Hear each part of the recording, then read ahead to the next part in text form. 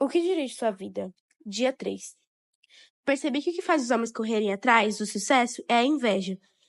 Eclesiastes 4:4. O homem sem propósitos é como um barco sem leme. Um vira-lata, um nada, um ninguém. Thomas Carlyle. A vida de todo indivíduo é dirigida por algo. A maioria dos dicionários define o verbo dirigir como guiar, controlar, direcionar. Se você está dirigindo um carro, batendo um prego ou chutando uma bola, estará naquele momento guiado, controlado e direcionado. Que força motriz dirige sua vida? Neste exato momento, é possível que um problema, uma urgência ou fim de um prazo determinado esteja direcionado a você.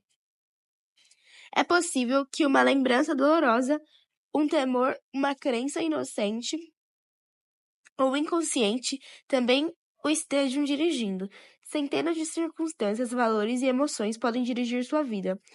Eis aqui 5 dos mais comuns. Muitos são dirigidos pela culpa. Algumas pessoas passam a vida inteira fugindo do remorso e ocultando a vergonha. Dirigidas pela culpa, são manipuladas pelas lembranças. Permitem que o passado controle o futuro e frequentemente punem a si mesmas, sabotando o próprio sucesso. Quando caíam, pecou sua culpa, afastou da presença de Deus, que disse: você será um fugitivo errante pelo mundo. Esse quadro descreve a maioria das pessoas, hoje em dia, andar pela vida sem propósito. Somos produtos de nosso passado, mas não precisamos ser prisioneiros dele. O propósito de Deus não é restringido por nosso passado. Ele tornou um assassino chamado Moisés um líder e um covarde chamado Gideão, um corajoso e herói. Também pode fazer coisas maravilhosas com o restante de sua vida. Deus é especialista em dar às pessoas um novo começo. A Bíblia diz: como é feliz o homem que tem suas desobediências perdoadas e seus pecados cobertos. Muitos são dirigidos pelo ressentimento e pela raiva. Algumas pessoas apegam-se a mágoas sem jamais superá-las, em vez de aliviar a dor por meio do perdão. Revivem continuamente em pensamento. Quando dirigidas pelo ressentimento, calam-se e interiorizam a raiva, enquanto as outras se irritam e agridem os outros. Ambas as reações são nocivas e inúteis. O ressentimento sempre machuca mais o ofendido que a pessoa o ofendeu, enquanto o ofensor provavelmente já se esqueceu do insulto e seguiu em frente. Você continua angustiado em sua dor, perpetuando o que aconteceu. Ouça. Aqueles que o magoam no passado não poderão continuar a feri-lo, a menos que você se agarre à dor por meio do ressentimento. O que passou, passou. Nada pode mudar o passado. Você apenas se machuca com a amargura. Para o seu propósito bem, aprenda com o passado e o mande para bem longe. A Bíblia diz: ficar desgosto e amargurado é loucura, é falta de juízo. Muitos são dirigidos pelo medo. Seus temores provavelmente resultam de experiências traumáticas e expectativas fantasiosas do crescimento num lar extremamente severo ou mesmo de predisposição genética. Independente do que tenha causado tal situação, pessoas dirigidas pelo medo, com frequências, perdem grandes oportunidades por terem medo de correr risco. Em vez disso, comportam-se de maneira cautelosa, evitam se arriscar-se, tentando manter o status quo.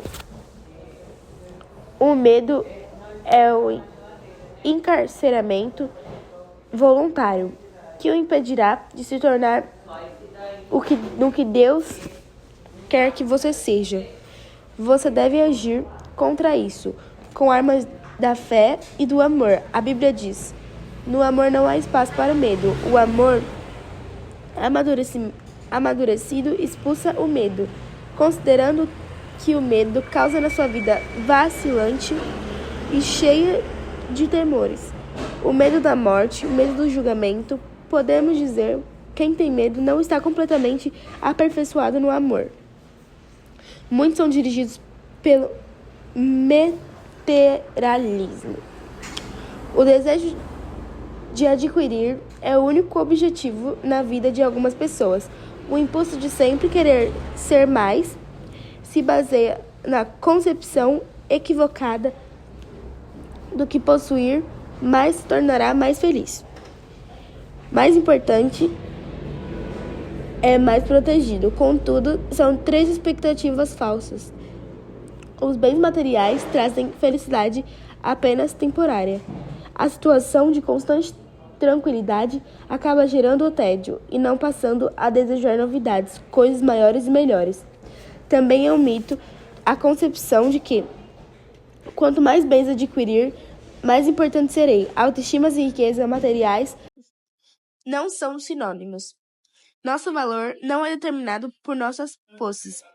E Deus deixa claro que as coisas mais valiosas da vida não são bens materiais. O mito mais comum a respeito do dinheiro é o de que, quanto mais dinheiro tem, mais protegido está. Isso não é verdade. As riquezas podem ser perdidas num piscar de olhos por uma quantidade considerável de fatores que fogem do nosso controle.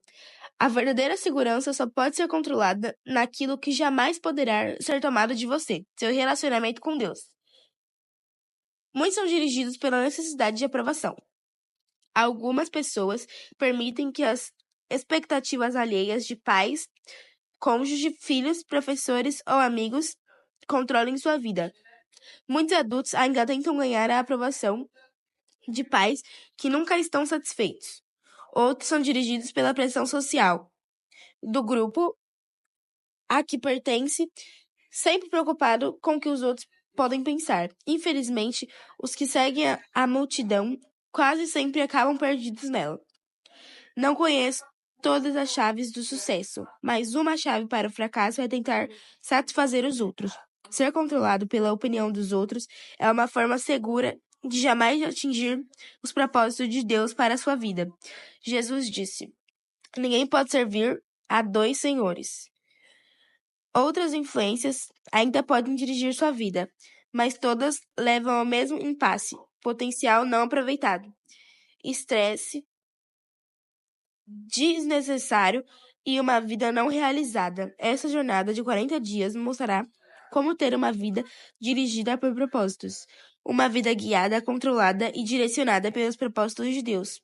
Nada é mais importante que conhecer o propósito de Deus para a sua vida, e nada pode compensar o prejuízo de não conhecer, nem o sucesso, nem as riquezas, nem a fama, nem os prazeres, sem um propósito.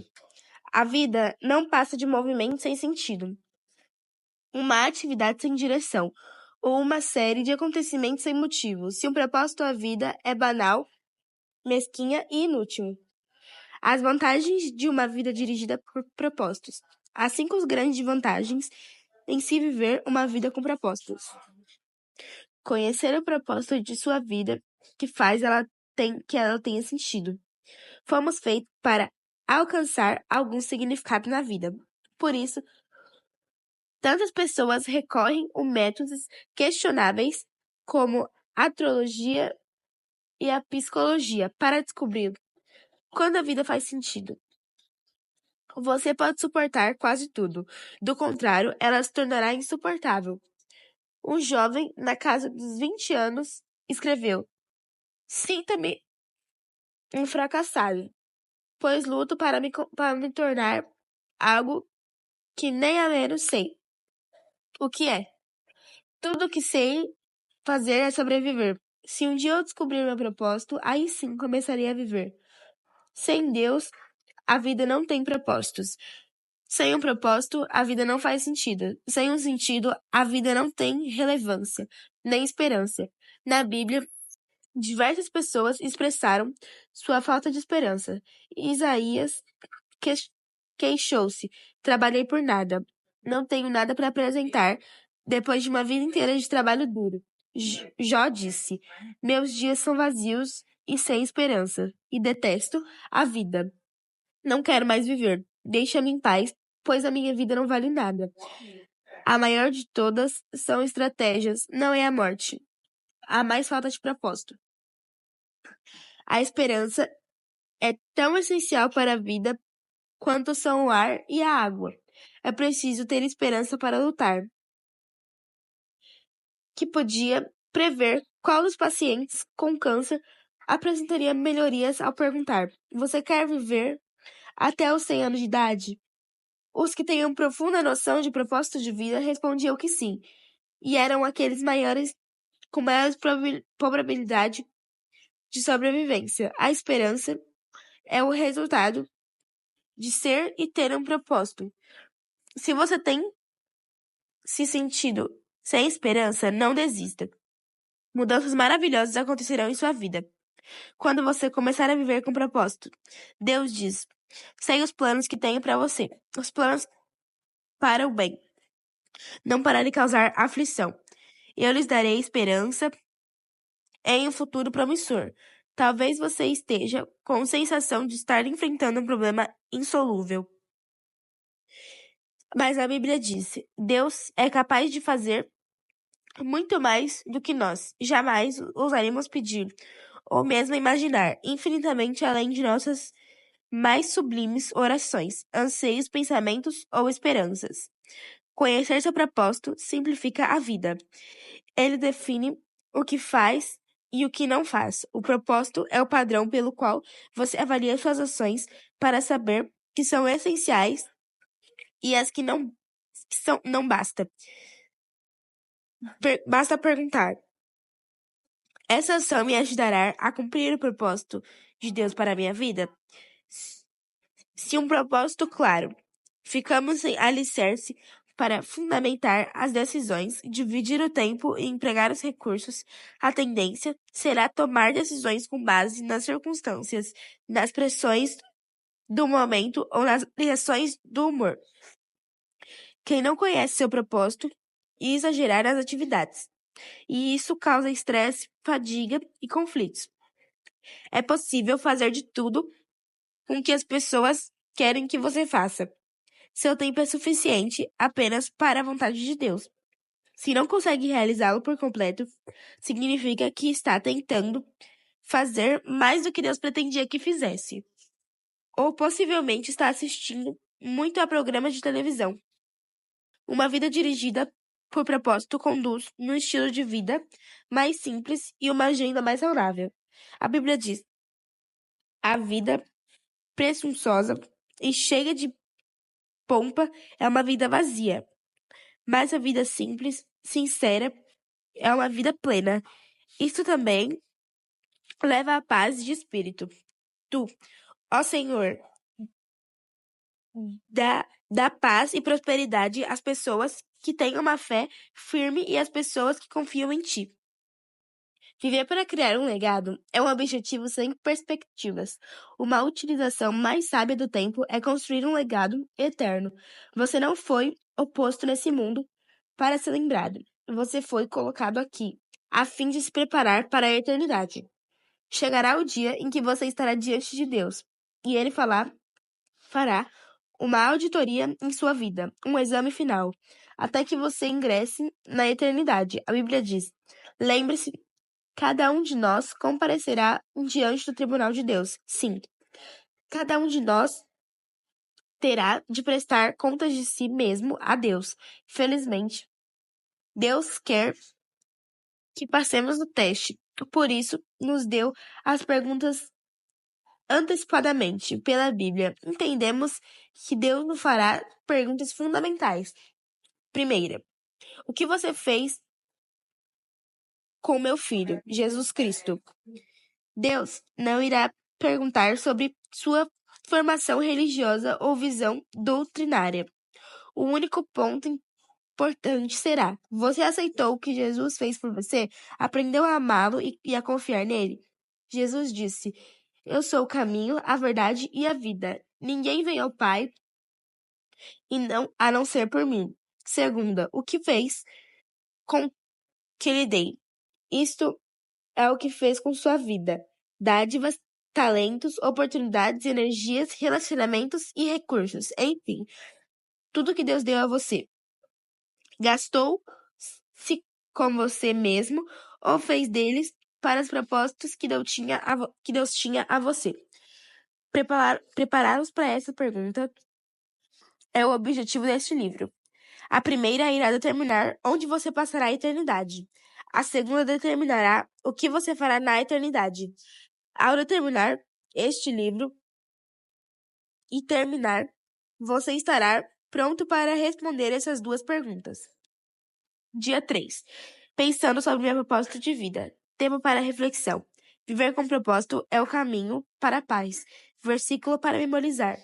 Tu, ó Senhor da paz e prosperidade, as pessoas que têm uma firme fé, as pessoas que confiam em ti. Isaías 26:3. Pergunta para meditar. Na opinião de minha família e de meus amigos, o que dirige minha vida? O que eu desejo que dirige?